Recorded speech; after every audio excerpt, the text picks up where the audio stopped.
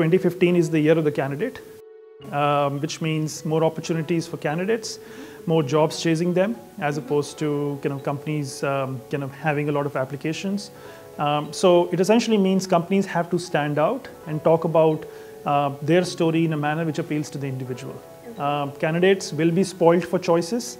Regretfully, company won't be as much, and therefore candidates make decisions not just on the immediate, but they have far more consideration factors when it comes to selecting a job. The specialization is getting to the next level of detail. So data scientists, this is a job that didn't exist 3 years back, 4 years back. Now we need experts in data scientists. There is clearly demand-supply mismatches. There is demand which is ahead of where the supply is. I expect craziness in the salary levels. I'll not be surprised when somebody walks out of a room with a ridiculous offer than what they would have gotten if they had that experience in a very different field. We're seeing already some instances of that, but it'll be some pockets are very specialized where there'll be extremely high pressure on being able to attract some talent which doesn't exist at any scale. So a lot of companies will start investing a lot more in what I call branding initiatives, which is sharing what is unique about the organization, what is the culture, what is the way they perhaps recognize people. We are looking at both building talent and not just buying talent. What I mean by that is, look at what are the core capabilities needed for somebody to be successful in that discipline, even though they may not have all the expertise in that area. So invest in their cross-skilling, invest in their capability development towards that direction. There'll be certainly a lot more what I call buy. So you continue to hire new talent, you continue to attract new talent. And finally, the borrow. Take contractors. Today, the subcontracting market is roughly 8-9%.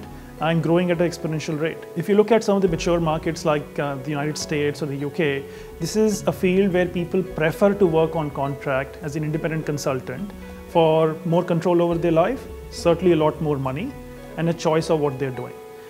This is still an issue which is considered a taboo in India, societal reasons, but I think we're getting past that. There is a greater adoption. Now we actually have some of the very senior people who want to engage only in the form of a consultant and not as an employee.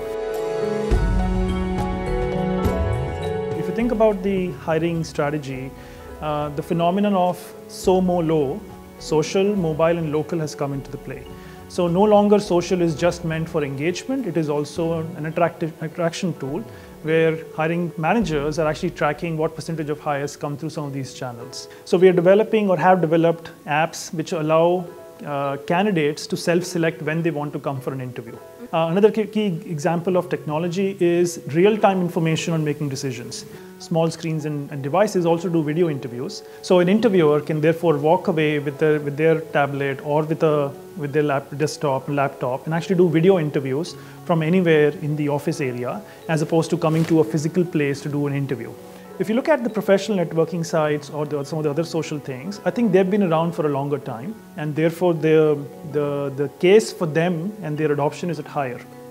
So perhaps the most sought after, the most talked about professional networking site, LinkedIn, has having a tremendous growth, and India is perhaps one of the fastest growth market compared to other regions. The presence of big data or the presence of small data doesn't make an intelligent decision. It is the insight that you draw from the data, and I think a lot of times people get caught up in that.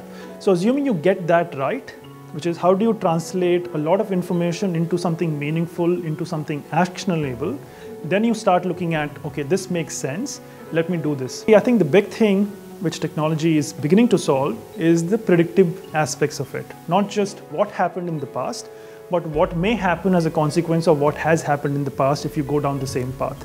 So, for example, in our experience, we've noticed that the percentage of people who have to relocate and the correlationship between their accepting an offer and actually joining is low. So you start looking at that data and saying, okay, so what does that mean? How do you start therefore influencing the family in that decision?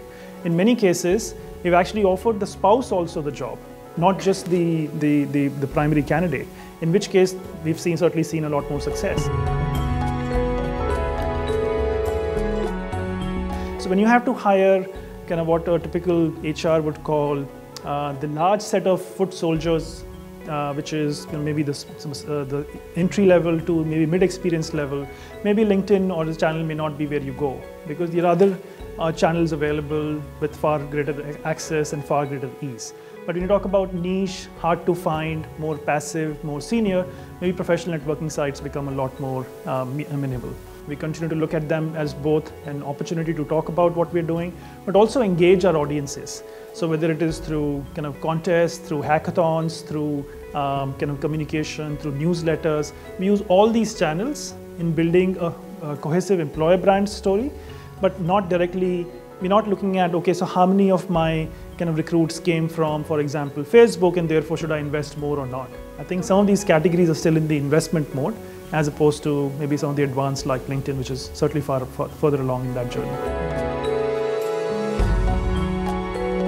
You have to think beyond the current role as to what this role will do for that individual and for the organization in the future. So start articulating that, not just the current role. People join for the current role, but they don't stay for that role beyond a certain period of time. I think they have to start looking at what I called earlier, build, buy and borrow strategy. They have to start looking at what percentage of the people am I going to build from within, what percentage of people I'm going to hire from outside, what percentage of people I'm going to contract from outside, as opposed to let's hire everybody for the role. And finally, it's not just the job of a recruiter to be a recruiter. Everybody is a recruiter. Right from the interviewer, right from the hiring manager, right from the person who greets the individual at the desk, because that individual is having an experience, and that experience will then end up being a decision-making criteria. Was I treated well when I was nobody? Will I be treated when I'm somebody?